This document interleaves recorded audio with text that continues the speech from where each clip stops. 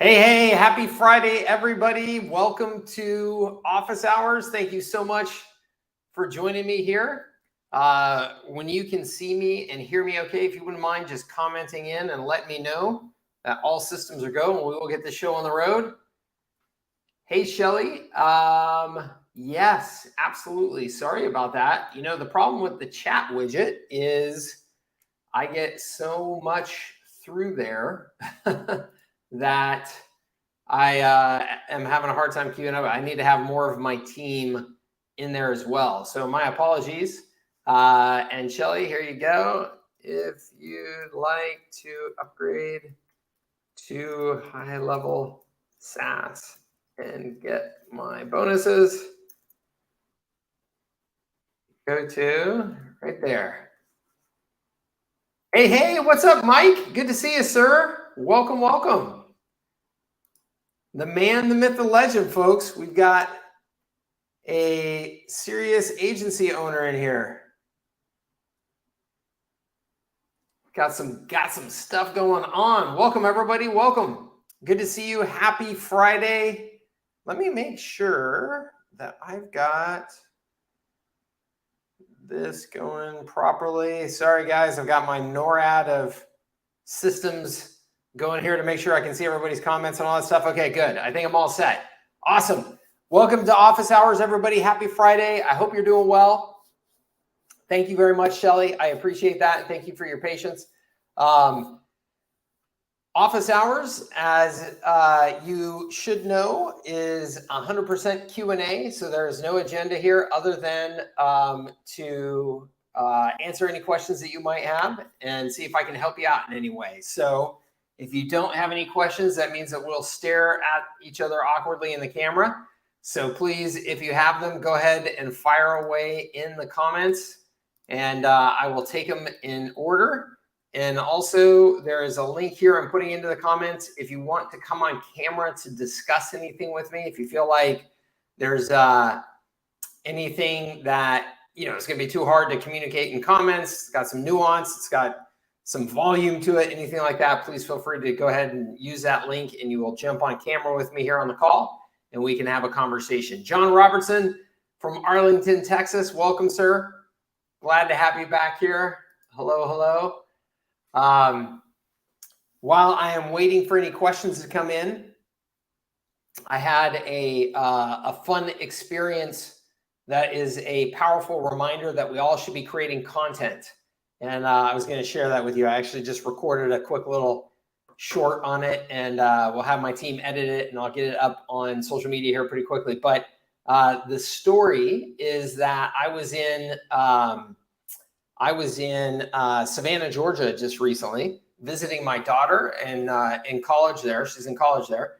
And if you haven't been to Savannah, Georgia, really beautiful old town. It's got a lot of like European influence on it because it's one of the very early towns in the United States, in the history of the United States. So there's a lot of French. There's parts of it looks kind of like a mini New Orleans, type of thing. It's got that influence, but actually all kinds of European influence there. And so that's represented in the architecture, and it's represented in the food, and it's represented in the way that the town is actually laid out. So if you've traveled in Europe, you know that there's lots of, in many parts of Europe, in the cities, there's lots of squares that are, parks, and they're very busy. People, walking through the parks, or they're gathering there. They, sit outside and have a glass of wine there and all that type of stuff. And they're throughout the city. And Savannah's got a lot of those. It's really cool. So randomly walking through one of those parks in Savannah, and I hear Mike, and it's like, this totally random. I mean, I don't know anybody in Savannah other than my daughter, right? And I, just turn my head though, because it's my name. Sure enough, it is a longtime customer and member of the community here that recognizes me, and was cool enough to, say hi, and we had a quick conversation. And that to me is like, it's so stinking cool. it is such a powerful reminder to all of us, the value and importance of creating content, that I was just in a random spot and just, I mean, what are the odds that at that time, somebody who recognizes me for my content and then, as a customer will be walking by. That is the power of content. We have all got to be creating content and getting our business out there, our faces out there, our names out there, products, services, adding value, because content scales, right? Content scales when you are not actively working. It is still working for you. I think that is the most important thing for all of us to understand about content, is that it is the most affordable way to, communicate with people when you're asleep, right? So it's amazing. I love that. It's not the first time it's happened. It's the first time it's happened in a while, though. Locally here, because of their San Diego, I get that pretty frequently as well. But it is a powerful reminder. We just got to get content out there. Okay, so let's see here. Mike's got the first question. What do you look for in account managers? Experience, personality traits, income requested. So in account managers, when it comes to service employees in general, and account managers as well, I look for what we have always called a servant's heart. So I look for somebody who is just naturally service oriented. And the way that we used to test for this in-person interviews, when all of our interviews were in person and we would have a group environment, we would do group interviews for a first round of interviews. We would get 7 people in a room and do a group interview. And this is really slick, and you can find ways to mimic this, but this is really slick. I didn't come up with this. One of my team members did, but it worked brilliantly. What we would do is we would have all of these people go into a conference room where we were going to interview them. And we would do things like, if there was 7 of them, we would have 6 chairs in the room.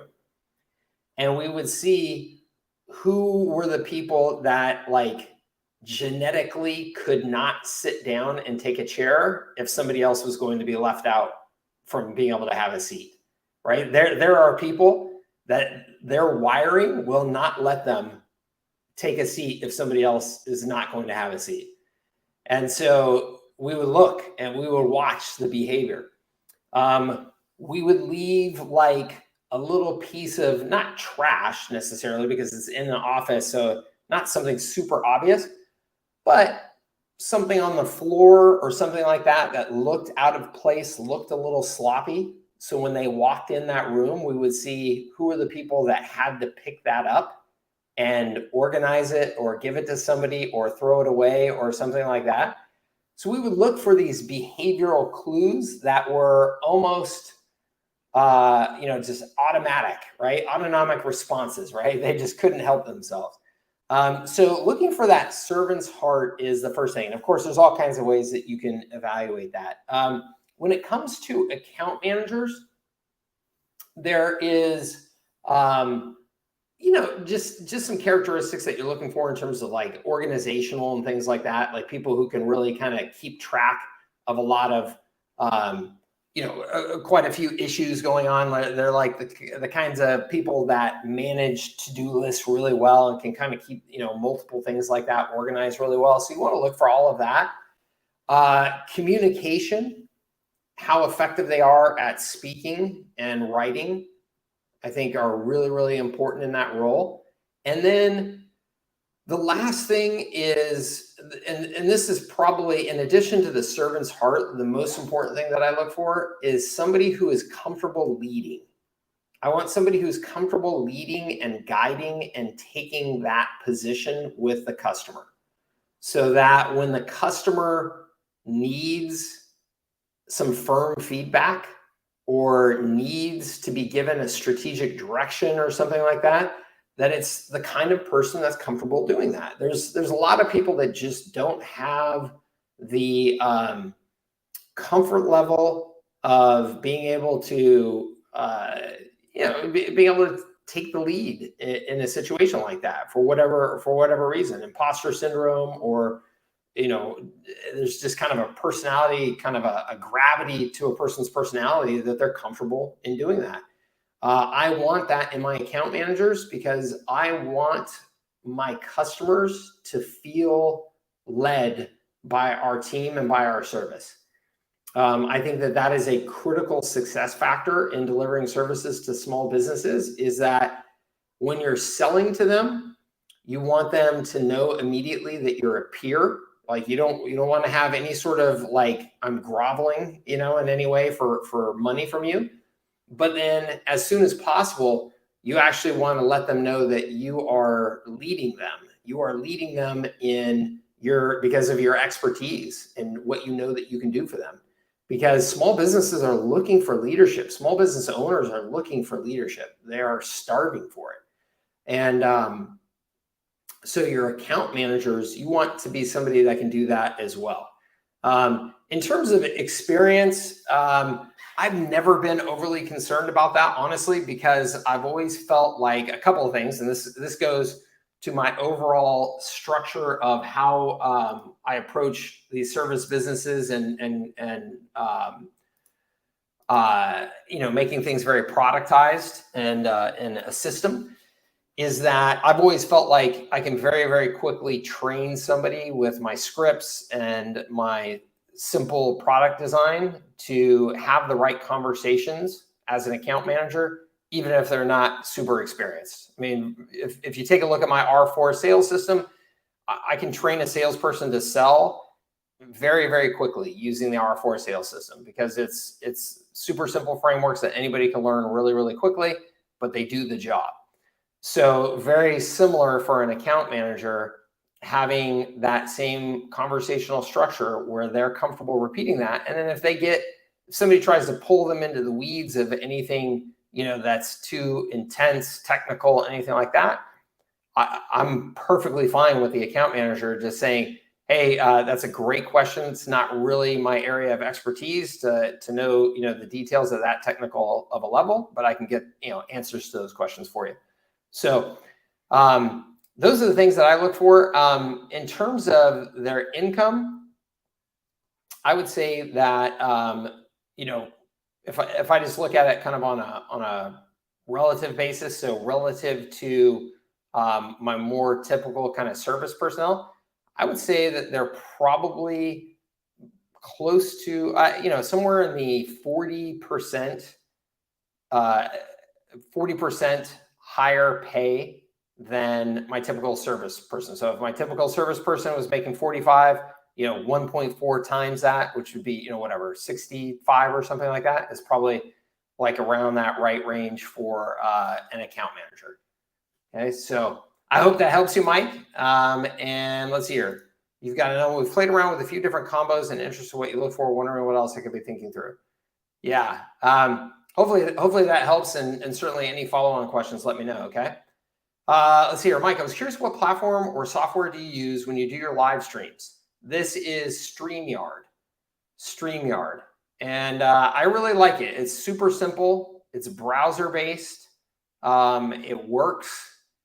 It's not complicated at all, which I know there's these... I tried a lot of the other streaming platforms that are kind of some of the big name streaming platforms, and they were way too technical for me. Like, I actually had to set up all this technical mumbo jumbo and know how to use it and all that. And it's like, man, I'm very comfortable with technology, but I cannot stand it if it's getting in the way. And I found that those platforms were actually getting in the way of me being productive, versus StreamYard. It's like, man, I could just start a call up and be live streaming and have 90% of the capabilities I would ever want. So I use StreamYard. Let's see here. Mike, do you call businesses to make sales or just advertise? John, in today's world, I don't do any outbound cold calling of any sort. No, it's all inbound. It's all based on content. It's all based on people, requesting information, booking time on my calendar, things like that. I don't, I I was a very hardcore, John, just, my background was 10 plus years of very aggressive outbound cold prospecting.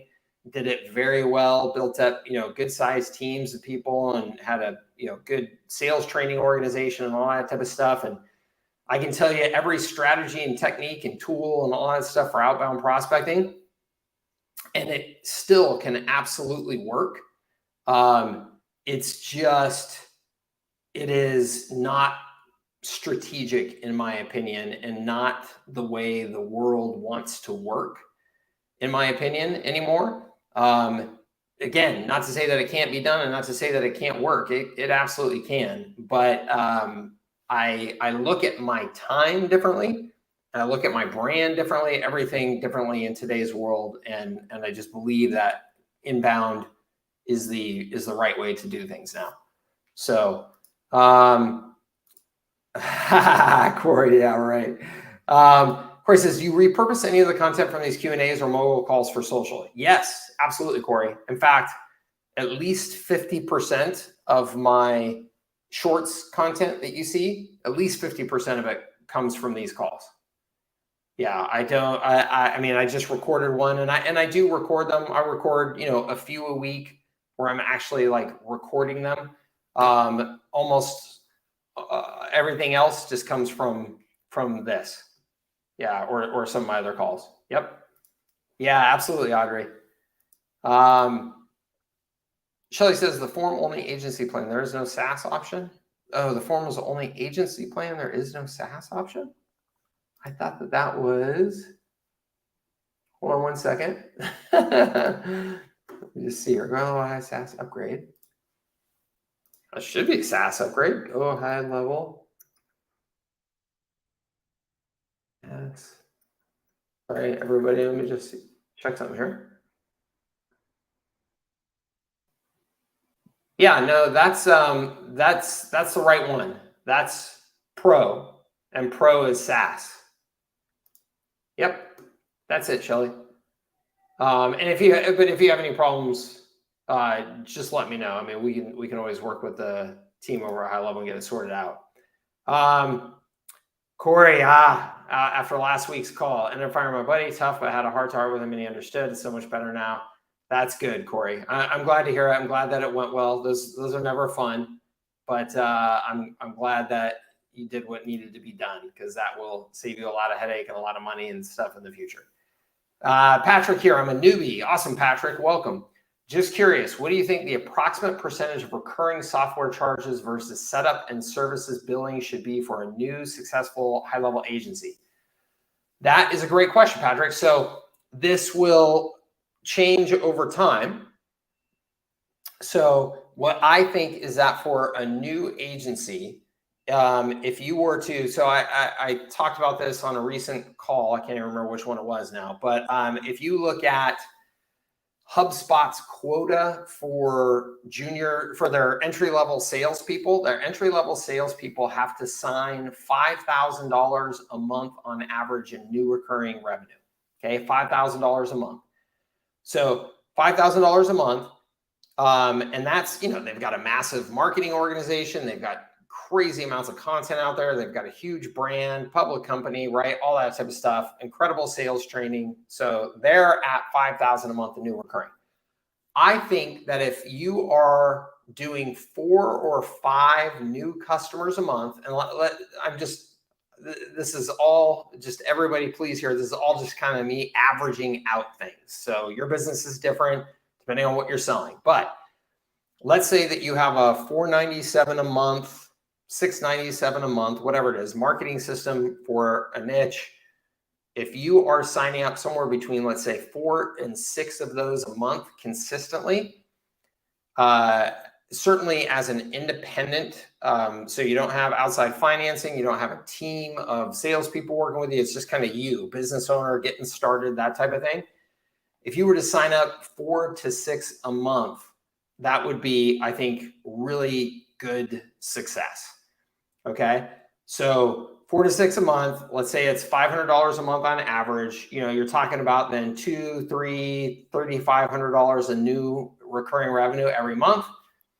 By a few months into it, you got 10 grand, in monthly recurring revenue. That's awesome. That's a great start. Okay. During that time, I would love it if you look at my surge to SaaS sales process, I would love it if you were getting $2,500 for, to start for a new customer at a minimum. And it really depends on, again, what all you're offering. Are you building out a complete thing for them, websites, funnels, all that type of stuff? Then you can get more than that, but $2,500 upfront.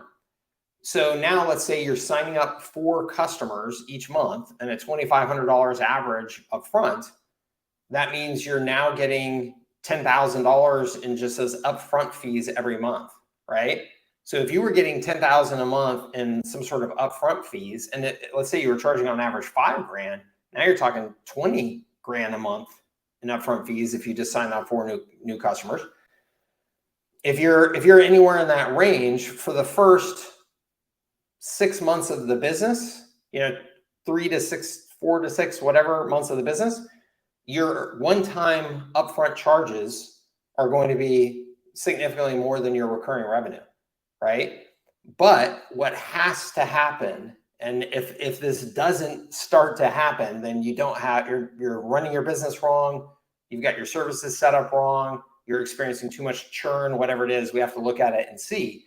But if your recurring revenue doesn't start stacking up to the point where you can finally go, I can take a breath because now my monthly recurring is 15 and my new customers coming on board, I'm getting another 10, 15, 20.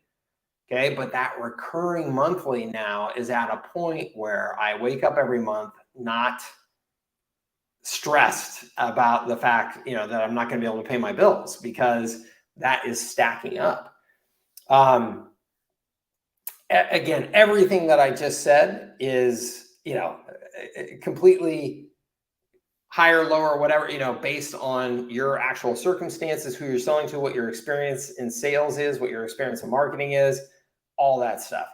So just take that as kind of ballparked. But I think regardless, that arc of, I start out with no recurring revenue and it grows, and I start off with higher one time and it kind of then cuts across and stays a little bit flat because I'm still only signing 4 or 6 new customers every month, but that recurring is just piling up. That's an excellent situation and an excellent financial model ultimately for you to grow on. Okay. Let's see here. You bet, Mike. Absolutely. Hold on, Kyle, real quick, man. I see you back there. What's up, sir? How are you? I'm great. How are you? I'm fantastic. This is a perfect opportunity to interrupt my yakety yak and let somebody else talk for a second. Tell me what's going on. Not much. To be honest, when no one asks anything, I'm just like, I should jump in there and ask something. Shitballs. I had a question. Okay, here. How about this? Actually, give me 2 seconds. Yeah. Come back. Keep preaching. You think about it. Yeah. Here, I'll take you off camera for a second so you can think in peace. Hey, Mike, I'm selling SaaS and it's a bit tough to get listened by wealth managers. My niche being a graduate student. Any recommendations, any key features that this niche needs? Thank you.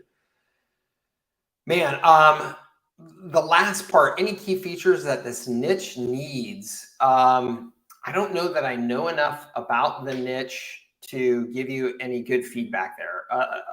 Other than I would think, as somebody who's looked at these types of professionals and stuff, their reputation just matters tremendously, right? And then the other thing I would say is that their educational, content marketing is incredibly important, I think, in differentiating them.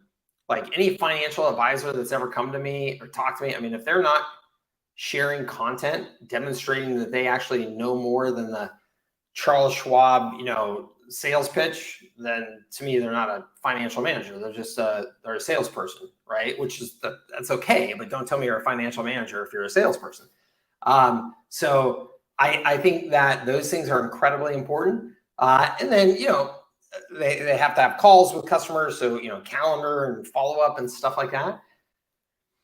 That's those are the things that immediately stand out to me in terms of you getting, oh, there we go. Clarence, my man. Look at Clarence on the call. Everybody. Clarence is the man. Everybody just do more of what Clarence and Mike are doing here on this call. You guys are all good. That is a great point. Ask ChatGPT what the pain points are for that niche, and it will tell you. And we could just hop over and do that real quick. Let's address, though, I think that this one is really important and probably really important for a lot of people, which is how do you show up? Because you're saying it's a bit tough to get listened to by wealth managers. Okay, I have trained many young salespeople to be able to sell to business owners as a peer and then ultimately lead them, as we discussed. And I had to do that because what I found was that when I would hire these young salespeople, they came across as so junior, so young that no business owner wanted to listen to them.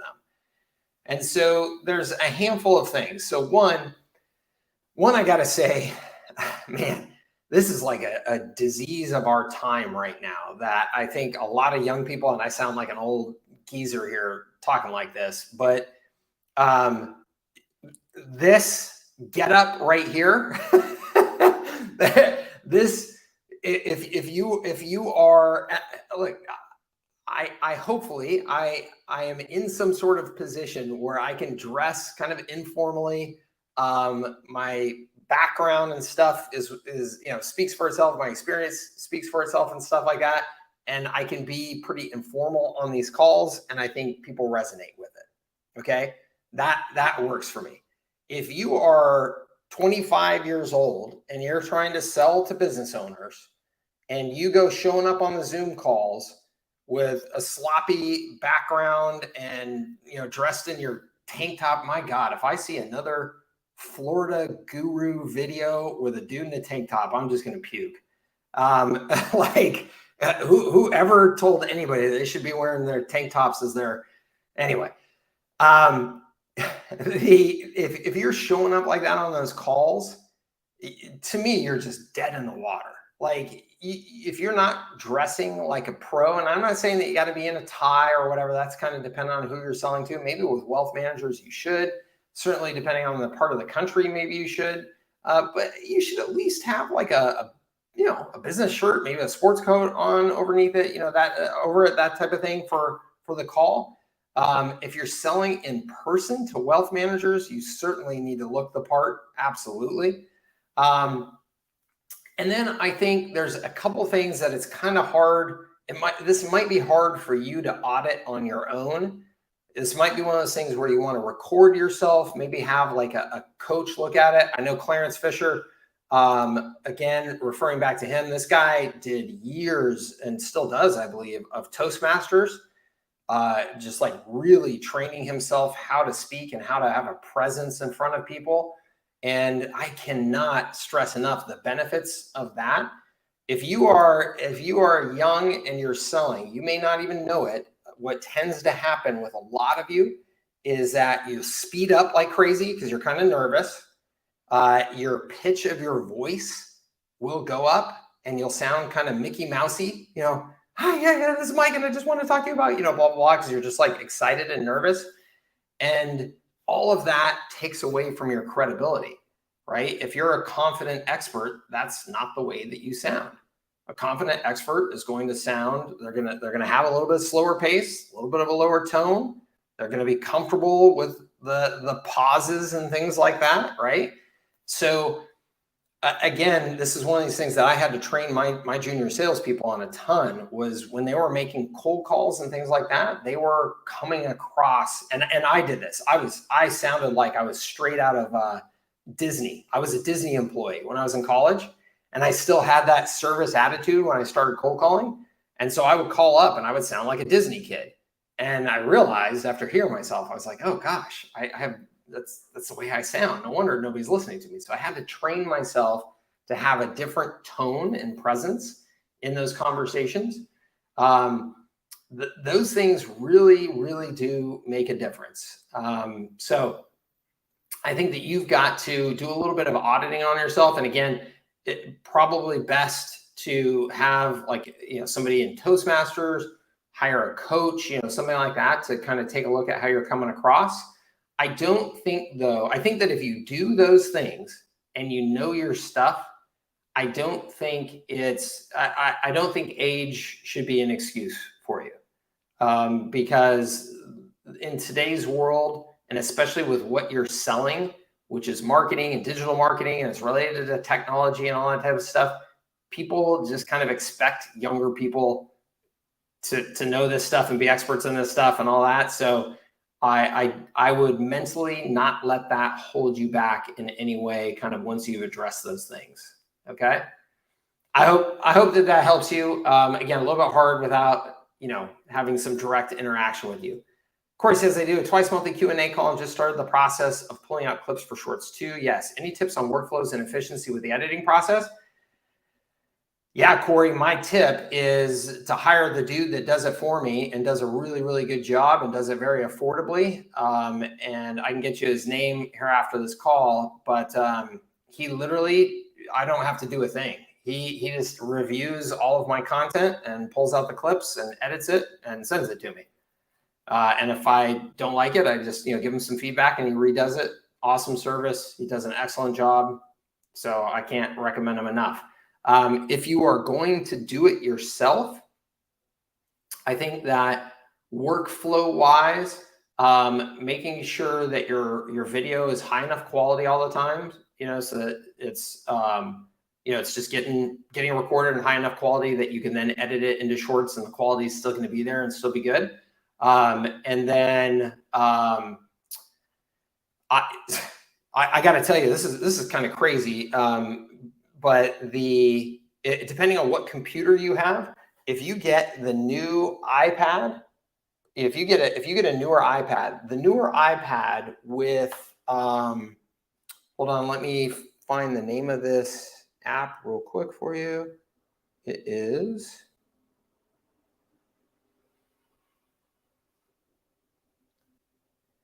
I'll type it in here in 1 second. Oh, LumaFusion. LumaFusion. If you want to do your own editing, LumaFusion on iPad or iPhone is so stinking easy to use and so fast at exporting that alone completely changed my productivity when it came to videos, because editing on my desktop and using the desktop editing apps for whatever reason is so dramatically slower than that LumaFusion app on an iPad or an iPhone. I literally thought, oh, there must be something wrong. Like it's going to export like really low quality videos because it was so fast. It's just dramatically faster and better than anything else I've used. So highly recommend LumaFusion. It's super affordable. I think it's only on your iPad and iPhone. It's actually, by the way, just doing like shorts editing on your iPhone with LumaFusion, super easy. It's super easy. And then I gotta say, all of that being said, like, the editing apps that are built into TikTok, Instagram, all that type of stuff now, they're pretty darn solid. So unless you're like, unless you need to do like a lot of editing, you can oftentimes just jump in there and just do it. Just get it out the door. It doesn't have to win an Academy Award or anything. Cool. I will get here. Hold on. Let me get his name real quick, and I will just share it with you guys. He's awesome, and I am super impressed. And then I got to say, I'll give you the name of the two companies that I use, because I do use two different companies now, and I'll tell you the differences between them here so that you can decide what is best for you, or maybe you want both of them as well. Gosh, hold on 1 second.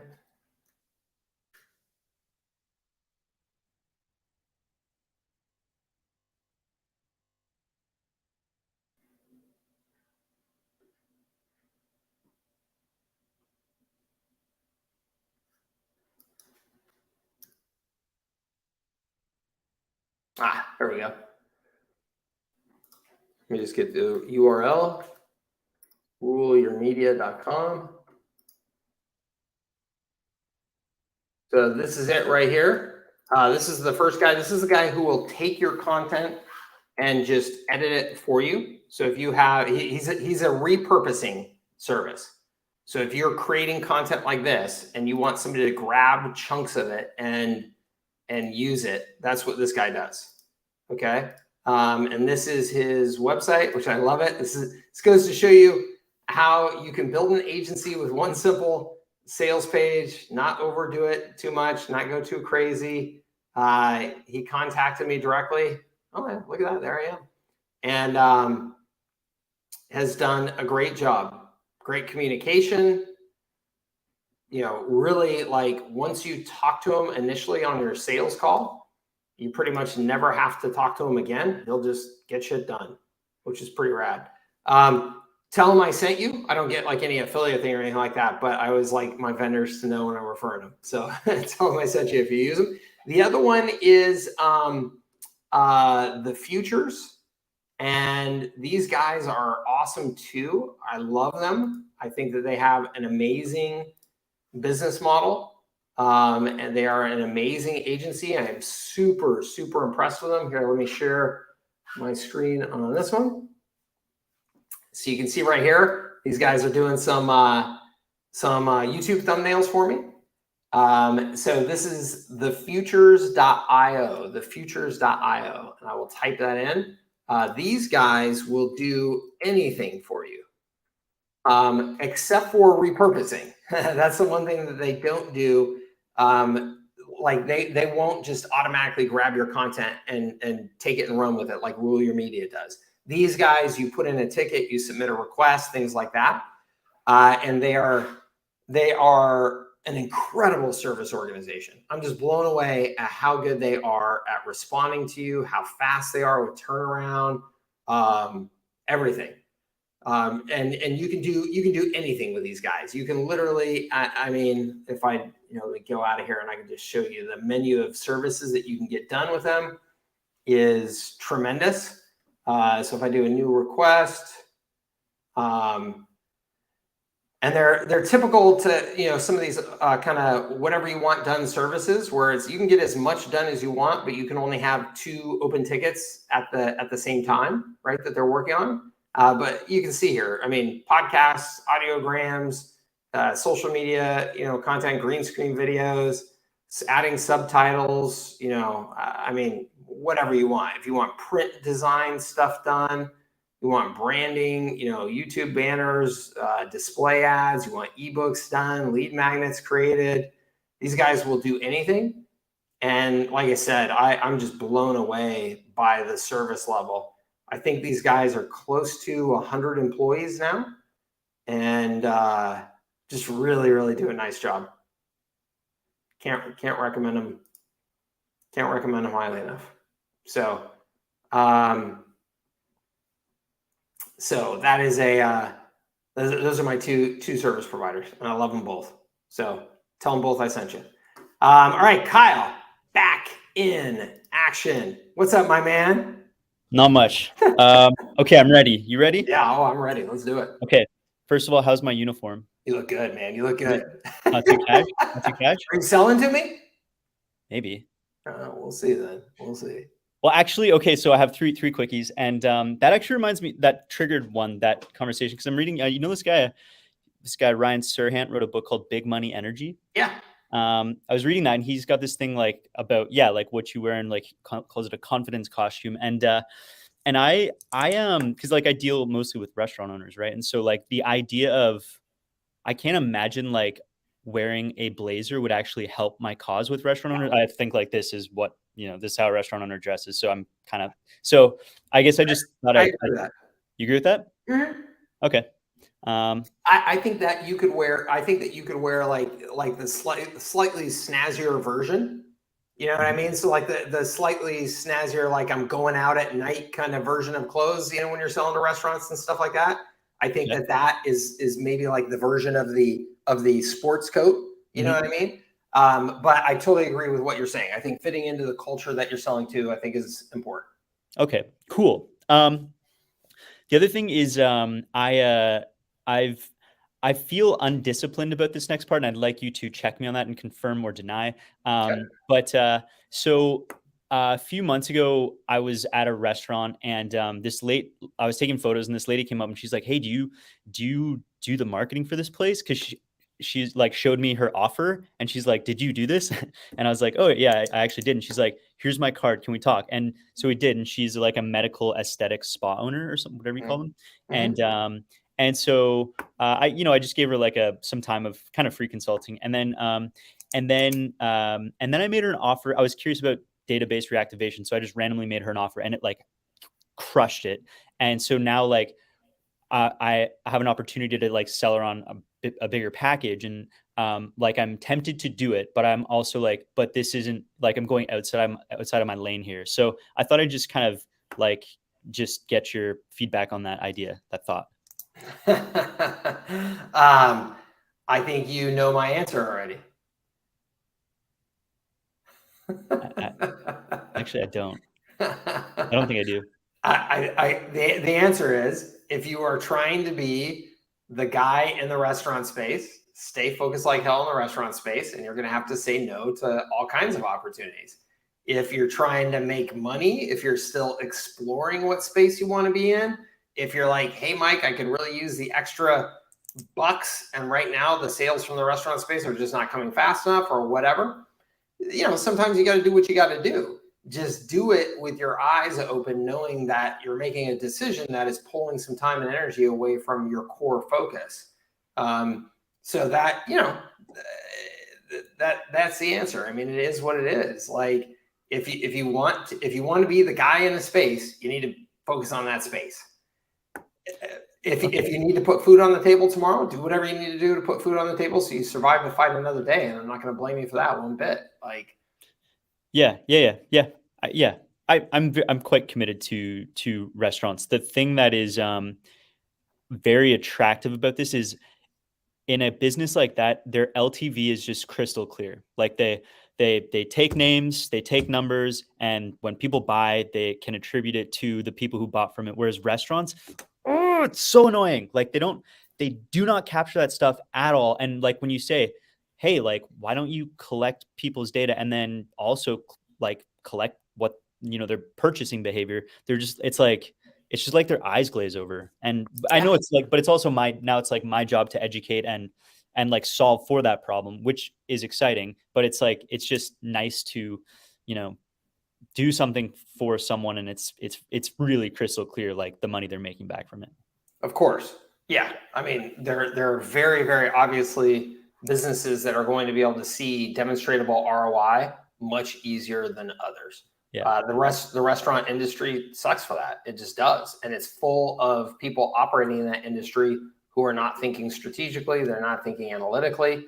And I got to say, one of the real challenges, even though we want to be doing educational marketing as the foundation of how we attract people to us, that doesn't mean that you want to have to educate a market. Educating a market is slow and expensive, and you're kind of fighting the currents of that market, right? So it takes a long-term perspective, and it usually takes a lot of stubbornness and willingness to spend money, because that's a harder proposition. So it's one thing to educate your prospect on something that is already in their mind.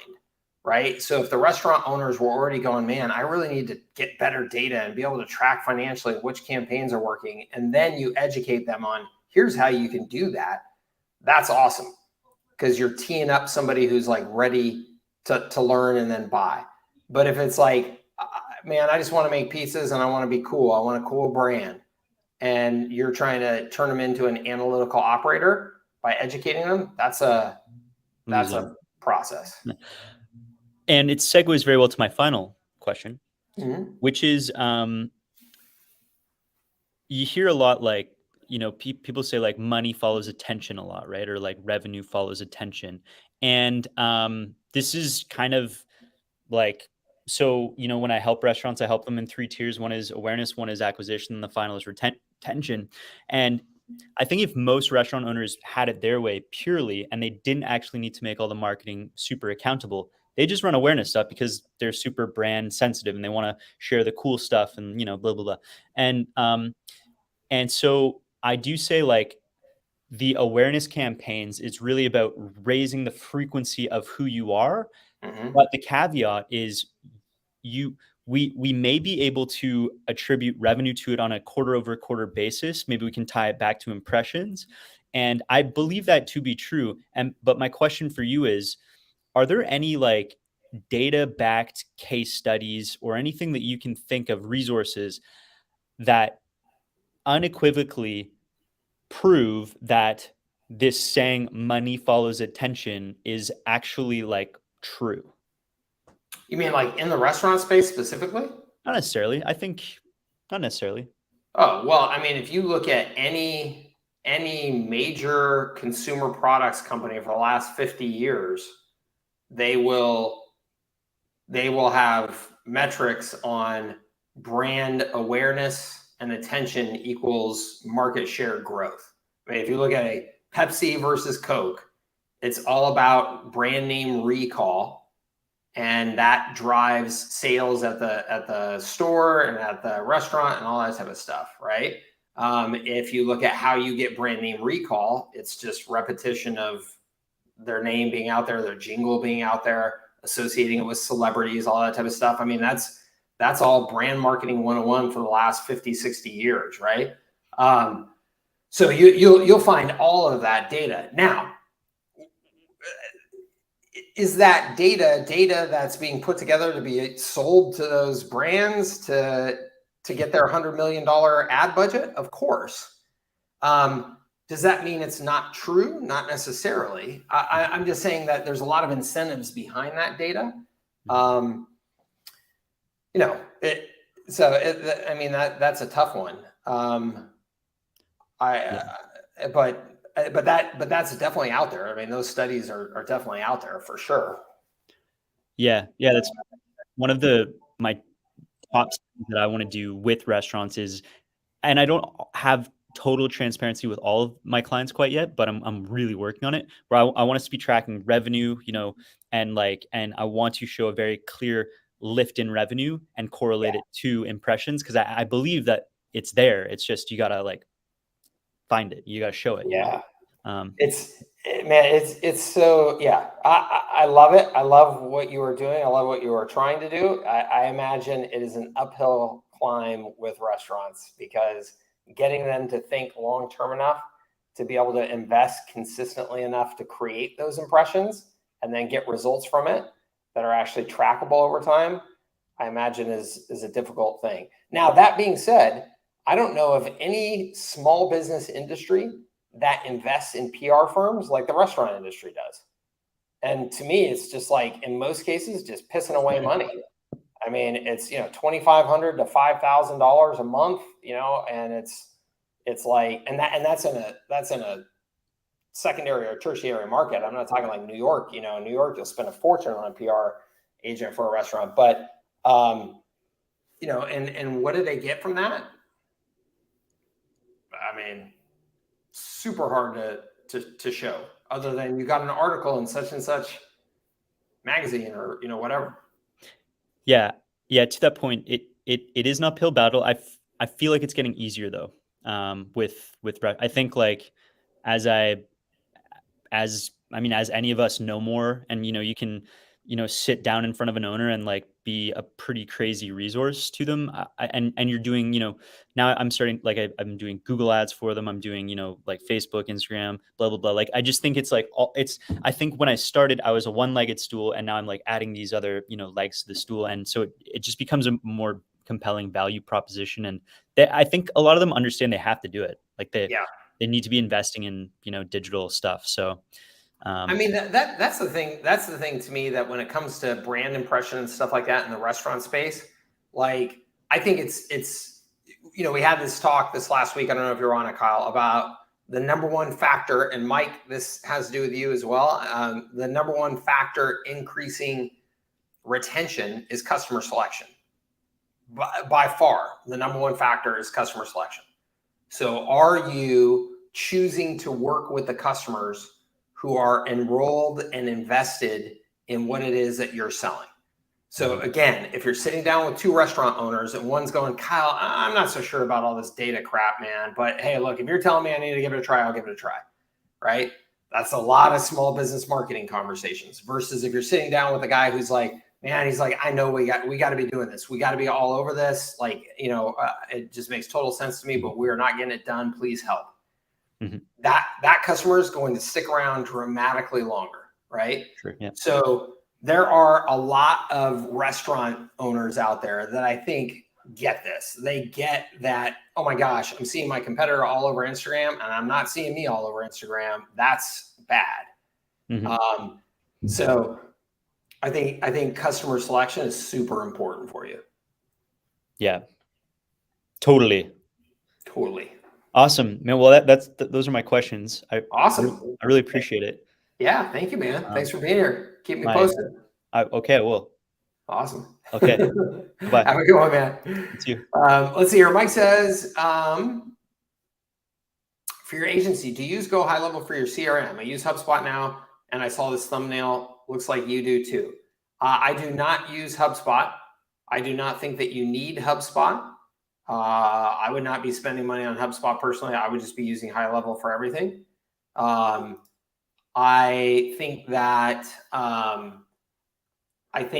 the cases where you would choose to use HubSpot are if you're selling into a larger business and you are needing to be able to track like the multiple relationships within that business and how they're relating together and what are the conversations across all of them, and maybe you even have multiple salespeople assigned to different relationships inside that organization. So that type of CRM activity, I think, is still just not what HighLevel is suited for, and may never be, because they're going after the small business marketplace. So otherwise, and from my understanding of your business, Mike, I think that you should be able to just use HighLevel just fine.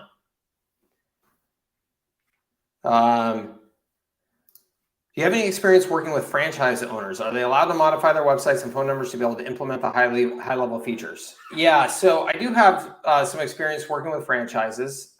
They are usually not my favorite because of this reason, is that if you're going to sell to them, you need to sell at the corporate level and get the corporate level to push you into all of them.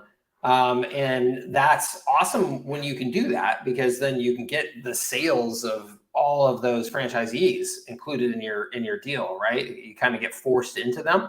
But if you're selling to the individual franchise owners, oftentimes they are really locked down as to what they can do. And so that can be really difficult. It's not the case for all of them, right? I mean, some franchises are much more loosey-goosey than others. So it really is a matter of like just finding out at that particular franchise how they operate. I wouldn't say that there's like a set game plan. But that used to frustrate me, because I would find that there was this uphill battle of trying to deal with corporate that could, really make things challenging or slow things down. So I think it's just something that you just have to go into with your eyes open and just, again, ask the questions that you need to ask early so that you can determine if it's worth your time or if you need to adjust your strategy. Okay. Yeah, absolutely. It's still worth it to see, for sure. Just find out early so you don't spend a ton of time on it. Jay says, my question is regarding B2C. Did you ask a question up here that I missed, or are you typing one in? Jay, I don't see that you put anything else in here. So maybe you tried to put something else in and it didn't come through or something like that. Maybe give that another shot. What's up, Audrey? Welcome, newbie. What packages do you recommend starting with, and the monthly investment for the business? What SEO, Google optimization, automated platform to use for your clients? Okay. Audrey, who are you selling to is the first thing that I would ask you, because that is incredibly important for all of this. I don't use any SEO or Google optimization automated platform, but if I did, I would be using Yext inside of HighLevel. You can set up Yext, resell Yext services inside of HighLevel. So I would be doing that. Okay, Audrey says local biz and mom and pops. Okay, cool. So just general. So if I were you, Audrey, I would just be 100% focused on whatever you can do with HighLevel and just wrap your entire business around that. They have so many features and capabilities, more than any small businesses are using right now. So I would just completely stick with that. In terms of service package design, let me just go ahead and show you what I would do here. Hold on one second.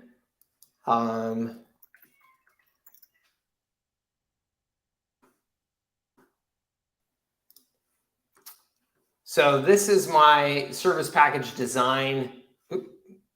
This is my service package design sheet that I use to outline for people what I recommend in terms of how they structure things. And so the short answer to the question, Audrey, is that I can't just give you a blanket answer here and just say, just do this. I mean, there's a little bit more nuance and some decisions that you should make about how you want to run your business and what services you want to offer and all that good stuff.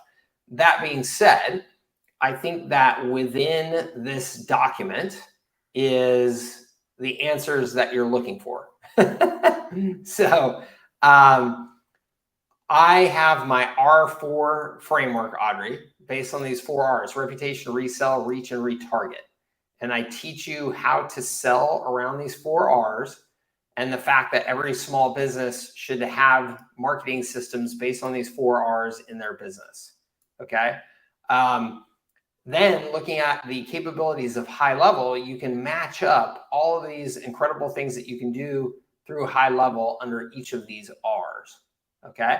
So all of that being said, then what I recommend is that you have a structure that is something like one of these, okay? And I have a few of these, so I'll show you. So here is a basic, pro, and premium. Every customer would get HighLevel CRM, their opportunity pipeline management, their universal inbox, reporting, task management, okay? And then in the basic plan, you would have all of the reputation and resale features. You would sell it for between $297 and $497 a month. You would include some credits for SMS and emails. Okay. And then you would have a pro package that's $497 to $697. It includes more SMS and emails. And then a premium, it includes more. So this is just a super, super simple version of, I'm just going to take advantage of all of the automated tools-based features of HighLevel and just sell those, but still have 3 different plans to sell where where the customers are getting a discount based on the volume of credits that they're paying for or they're paying for additional team members that will be using the system. Okay, those are common ways of adjusting pricing in SaaS is by usage and by number of team members who are using the system. So it's a way that you can sell at higher price points just by doing no additional work, but just by charging people because there's more value, because they have more team members using it and they're using it in greater volume. Okay, but you're not doing any additional work. So this is a nice structure. Okay. Package B here is giving you the example of, let's say that you were focused more on social media marketing. And so here you can see this base package I've got different names now: foundation, acceleration, and domination. So I'm showing you some options here where this is all reputation and resell. So just like it was up above. Now here you're adding some social content and SEO in here. This is more labor intensive. So if you know how to do this stuff, good. If you don't know how to do this stuff, I would not do this. But either way, if you are doing it, you've got to charge more to compensate for the fact that you're spending more time on it, right? And then here is a paid ad campaign service that's incorporated into it. And in that case, I highly recommend that you're using UpX. because UpHex is an awesome scalable way to do ad management for small businesses. Okay, and in that case, you're going to have to charge, again, even more, because you got to charge them for your time and tools and stuff that you could be investing in for doing the ad management. Okay, so that's another version. So again, I'm giving you different scenarios here. This is what I just showed you above, but just kind of flip-flopped. And then this is an ad management package where this is like really focused on ad management. And in this case, you're using ad management at the acceleration level, and then you have a retargeting package here as well that you're adding onto it. So what you will notice is that all of my plans, I recommend that you always sell reputation and resell as your base package. Why? Because it's almost 100% tools based. It's very, very little work on your part. It's almost entirely about letting HighLevel do the work for you. And you're just collecting your $297 to $497 a month automated recurring paychecks. Once you get into the other services more on the right side of these things, that's where you're doing more like agency services incorporated in there that tend to require a little bit more of your time, a little bit more of your talent, and you got to charge more and all that type of stuff. Your customers then also become much more kind of risky customers in the small business space because they're spending more with you, and small businesses tend to churn more when they're spending more with you. So, Audrey, that's again just very general. I would have to work with you in a little bit more detail, or you go through my programs to understand them in a little bit more detail to decide exactly what you want to offer. But typically in the small business space, yeah, awesome, Audrey. Yeah, you bet. Typically in the small business space, though, I want you to be between $297 a month and $697 a month to get the margins that you need to be successful, and also be in a price point range where your customers are going to stick long enough without constantly harassing you to do more for them, right? If you're charging a small business $2,500 a month, something like that, which is kind of more typical like agency pricing, they tend to be kind of up in your kitchen and want you like, producing some sort of miracle for them, versus if they're paying $397 a month and it's for tools, then it's much more like I'm just using the tools, I'm using the software, and awesome, I'm off to the races.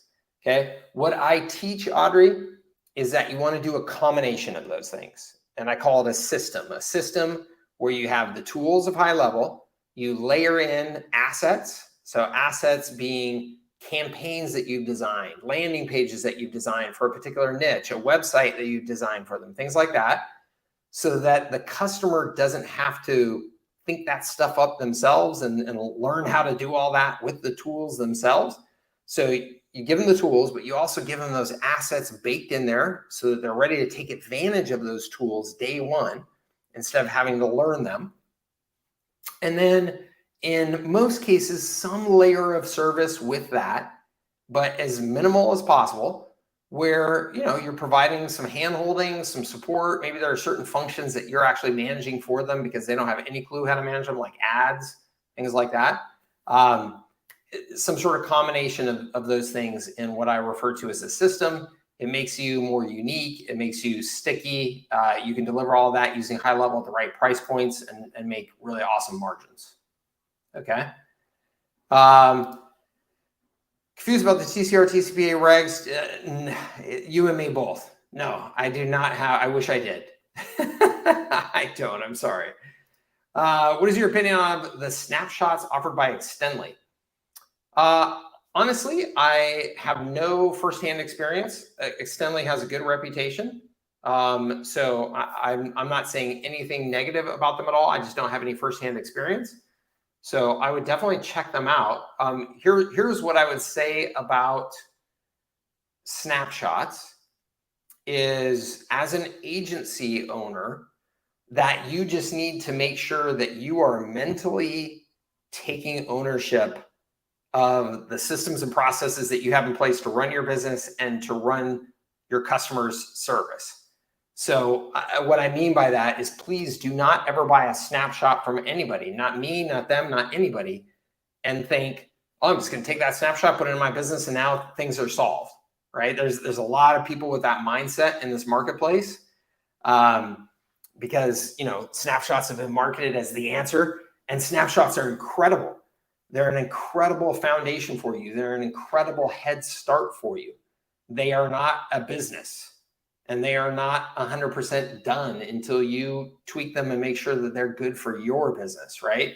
So just mentally, no matter who you get your snapshots from, just please go into it with that mindset, or else you're going to end up disappointed in any snapshot you get, you know, if that makes sense. Okay. Do you find that small businesses can go high level on their own? No.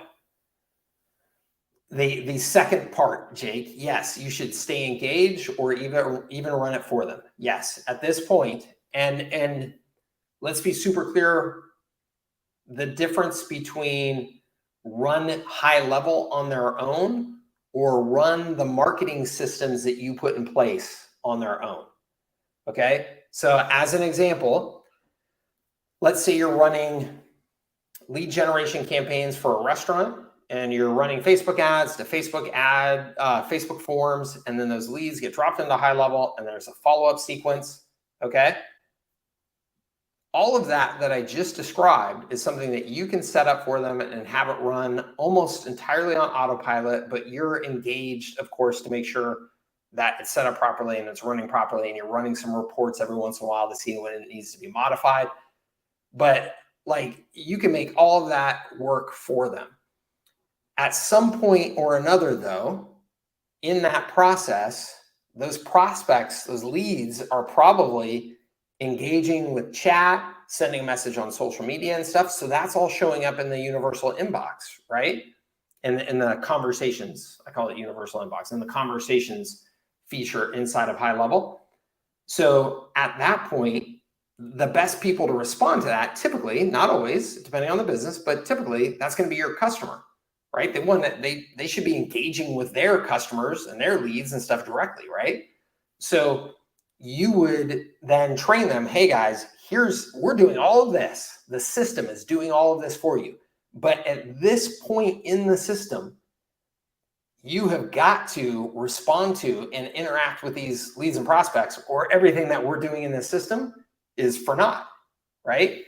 So in that case, they're not having to figure out how to run high level or manage high level or anything like that, which would be totally overwhelming to them. They're just logging in to the conversations tab, seeing when people communicate with them and communicating back and understanding how to use that, right? So you want to have your customers interact with the system in the places that you need for them to interact with the system to get the result that you're trying to get for them. You do not want to just sell high level and just be like, yeah, there you go. This is awesome software. You're set up and run, go. You know, I mean, as agencies, we have a hard time figuring out how to get up and running on high level, right? We can't expect our small business customers that are running pizza shops or, you know, chiropractic offices or whatever to do that. Like, they're not marketing agencies owners. They're not as invested in this stuff as we are, right? So that's why, again, going back to my strategy of, you should be selling a system. You shouldn't be selling tools. You shouldn't be selling agency services. You should be selling a system. That system is deliberately designed by you to get certain outcomes. And then where your customer interacts with that system is also designed by you. And you are training them on, hey, here's where you're interacting. Here's what you need to do. Okay. Awesome. Yes, exactly, Jake. Everything that I just said in 5 minutes, you summed it up right there in 5 words. Nice job. Let's see here. Oh, yeah. Good. You know. Yep. I'm a service guy. Cool. Are there snapshots that address retail inventory you would recommend? No, I'm not familiar with that at all. I'm sorry. White label onboarding videos would you recommend new agency owners use to onboard new clients? I don't have any white label onboarding videos that I would recommend that new agency owners use to onboard new clients. I would recommend, again, the answer that I just gave to Jake is that you design your system, you find where your customers are going to interact with HighLevel, and you record a video and stick it in there for all your customers. That's what I would recommend. Again, this is kind of the same mindset as like the snapshot answer that I gave earlier.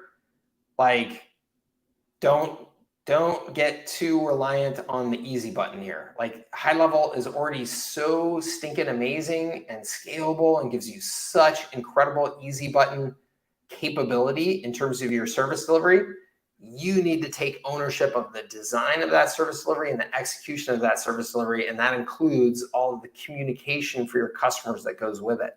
So you should be setting up your own little training membership area. So when they log in, hey, this is Mike from Super Duper Marketing. Thank you so much for being a customer. Here's how our system works. Here are the key things that you are responsible for in that system. And down below here, you're going to find training videos on each of those steps. And we have a Wednesday office hours call every Wednesday at 3 p.m. So anytime you guys need additional training or support, hop on that call and we'll be able, be happy to walk you through anything. But that's your job, your responsibility. I would not get white label anything personally. Oh, got it. Let's see here. I think the chat system is filtering my question about customer list reactivation. Mike, do you only email your customer list? No, I mean, definitely email, definitely SMS. Okay, email and SMS are both, just critical and I think should be used in just about all cases. And then social channels, if you are if that's like a smart part of your business. And so when I say if it's like a smart part of your business, like if you're doing something where a core part of your business is social and social interaction with the customers. So let's say I'm selling to salon owners. Salon owners are on Instagram and Snapchat like all day long. So if I was selling to salon owners, I would be using Instagram and Snapchat to sell. And I would, yes, get their email and definitely get their SMS because they're on their phones all day long looking at Snapchat and Instagram. But I would also include communication in Instagram, like DMs, to try and reactivate them that way as well. But I want to stress that in all of these cases, you said, do you only email your customer list? And so I want to make sure that that is in fact what we're talking about. Like if I have you as a customer and you have given me your email and your mobile number, I will send you text, SMS. I do it sparingly, I guess, is what I would say personally. To me, sending me a text is still a very personal thing. It's personal, and it's I think it's really quickly turns to obnoxious and overused if somebody is doing it too much at their business. There's some guys in this industry that tell you, oh, it's all text and you got to be doing text everything. And I tell you right now, like if I get more than a couple of texts from them, like, I don't know, in a month, I'm immediately going to try and block them, unsubscribe them, all that stuff. And I don't think that that's just me, although I think much younger customers and in certain industries, like they operate, entirely on text, right? Like, 25-year-olds don't even know what email is. So I think you got to know your audience, and you've got to, consider how it is that you're overall like selling to them, what your service is. Like, as an example, Gary Vee has his wine text service, so I get a text from him every damn day, and that's okay because I signed up for the wine text service. I know it's wine text, right? So, But, you know, again, I know some guys in this industry here who it's all text all the time, and I'm not interested at all. So if it's a prospect and you do not have permission to text them, I would never text them. And if it's a prospect and you got their mobile phone number at some point in the sales process, I would still be very, very thoughtful about why am I texting them? How much am I texting them? It would never be like on a regular, you know, it would never be like on just like a regular, I'm just, every time I'm reaching out, I'm doing it with text as well. No way. I think that, you know, you're just burning yourself. So just be thoughtful about it. Let's see here. And then Jay said, oh, my customer list reactivation question is B2C for a plumber client. Yeah. Okay. So B2C for a plumber. Yeah. So I would definitely, I mean, I would use text for everything service related, right? So your appointment's coming up, we're running late, we're on time, you know, all that type of stuff. I would use text for all of that. For reactivating them, yeah, I would use text. I would just, I mean, it's a plumbing service, so I don't know how you proactively reactivate a B2C plumber. You know what I mean? Like if you're just sending like the occasional marketing message, like, hey, don't forget, we're still here. We're still, you know, ready to help you with your plumbing. I would not send that via text.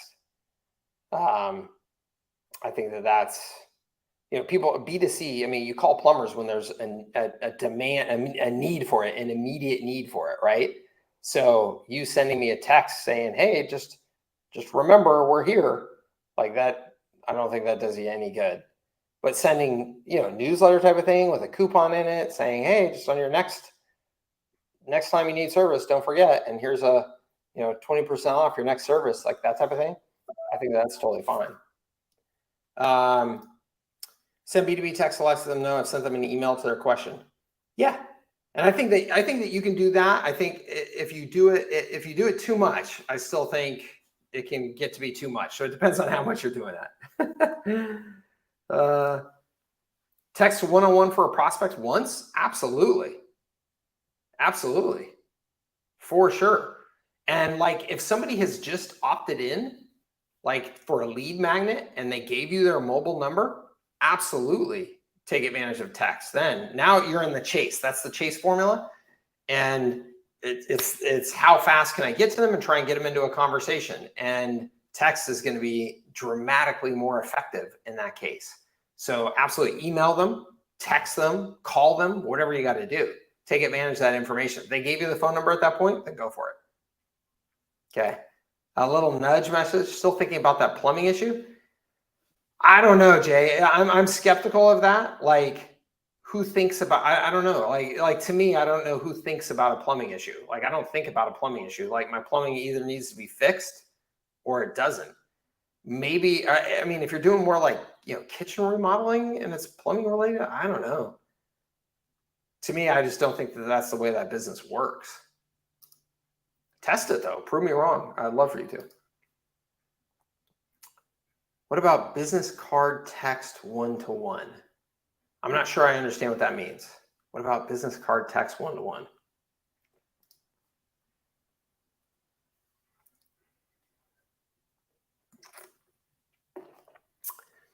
Let me just show you guys something here real quick. Oh, not an opt-in cell number. Now I would never, well, I mean that, hold on. I wouldn't say I would never, hold on. If somebody has given you their business card and they put their mobile number on that business card, to me, that's fair game to text them. Because why put your mobile number on there then? If you don't, you know, if you don't want me to use it, don't put your mobile number on there. Just put your email and your office number, right? So I think that's fair game if they do that. Again, anytime with text, just be smart about how often you're doing it, what your style is, all that type of stuff. You are, I think, the sensitivity to why did you text me and what did you have to say in that message is dramatically higher than email, in my opinion. Okay. So one thing I just want to share with you, some of you maybe have seen this video on my social channels, others maybe have not, but I think it's an important reminder that we should all be keeping up on what is happening in terms of the capabilities of AI and ChatGPT in particular when it comes to a business tool for us. So if you have not been playing around with it regularly, I think that you really need to be. And this is not, even if you don't believe like in the ultra hype version of where AI is going, I think you're being foolish if you're not staying current with it and looking at the ways that you can use it. Okay.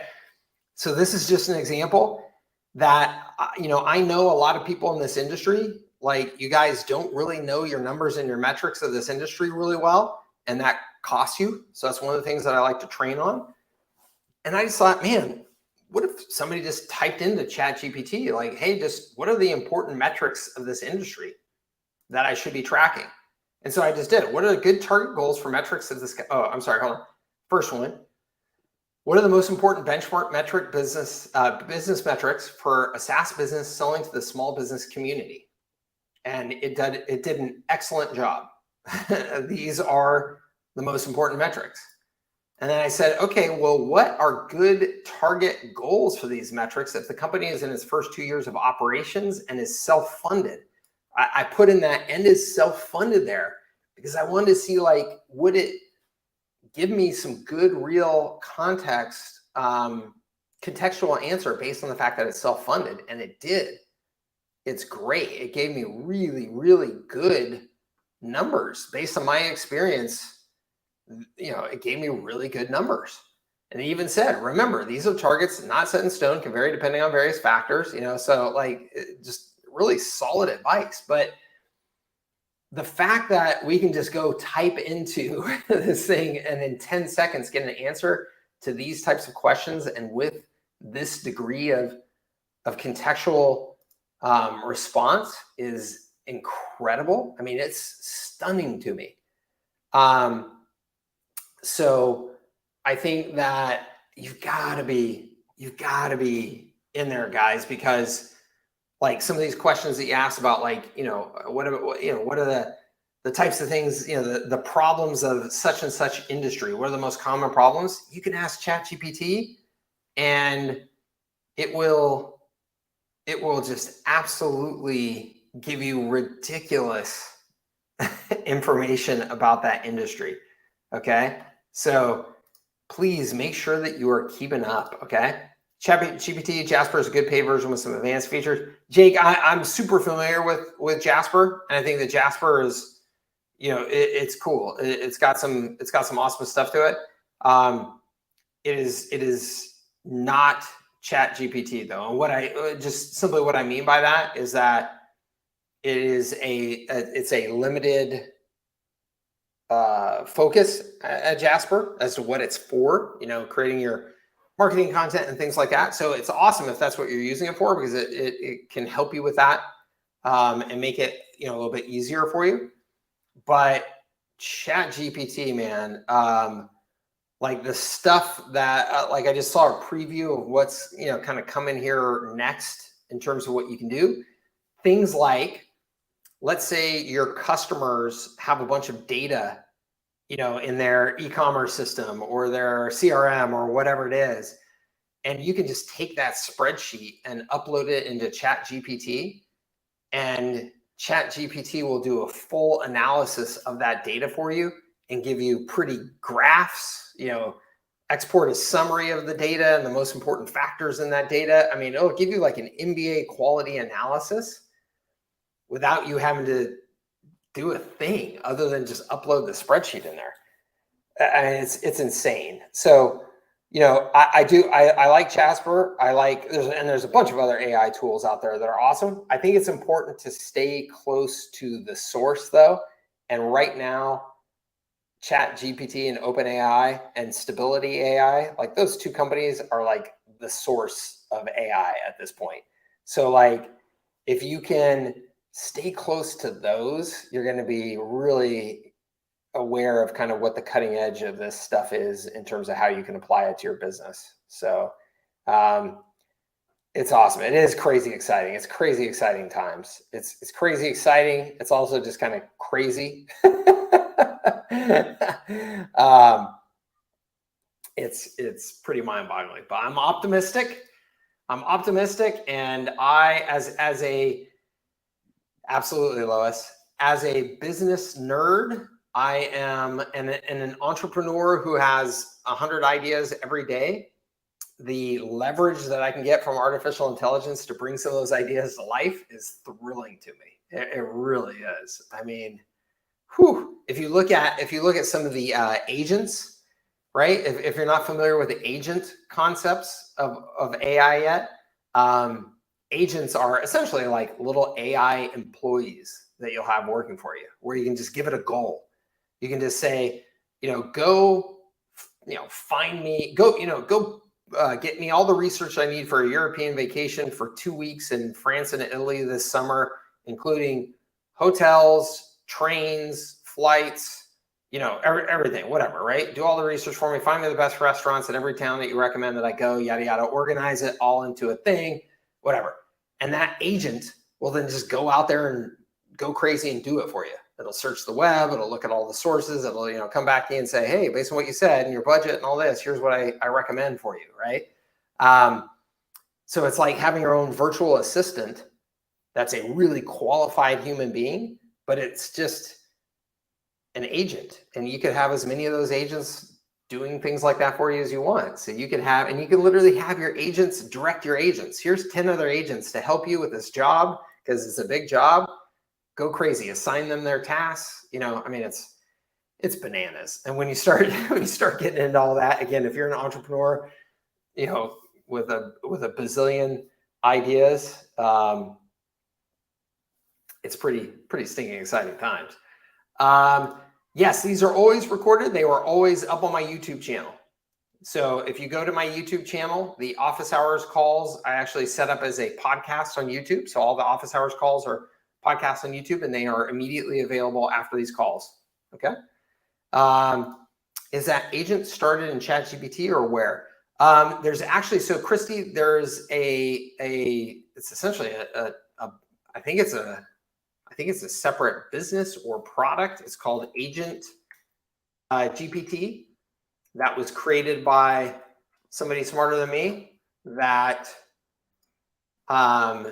you can use here. Let me show you. So it's built on, I believe it's built on ChatGPT's technology, but it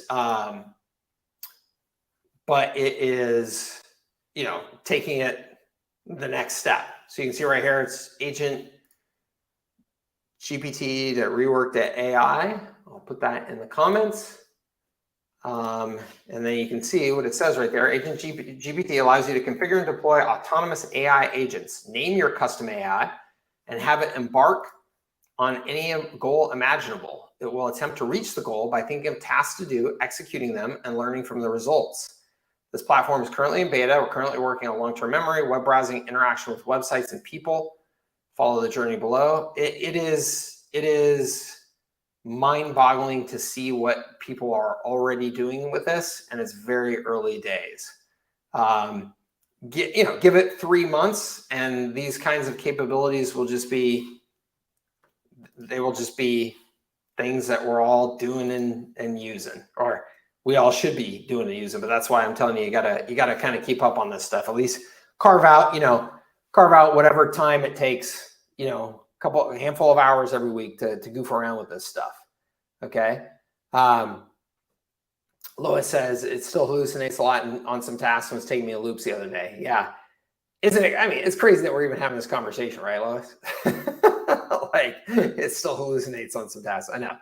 It's unbelievable. It really is. It's exciting. So again, even if you don't believe like all the hype version of AI, at a bare minimum, Microsoft is already saying that they are getting 40% productivity boosts from their developers using their internal AI tools, because the internal AI tools will help them code that much faster.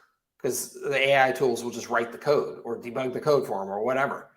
So they're already getting 40% productivity boosts internally from their own use of AI.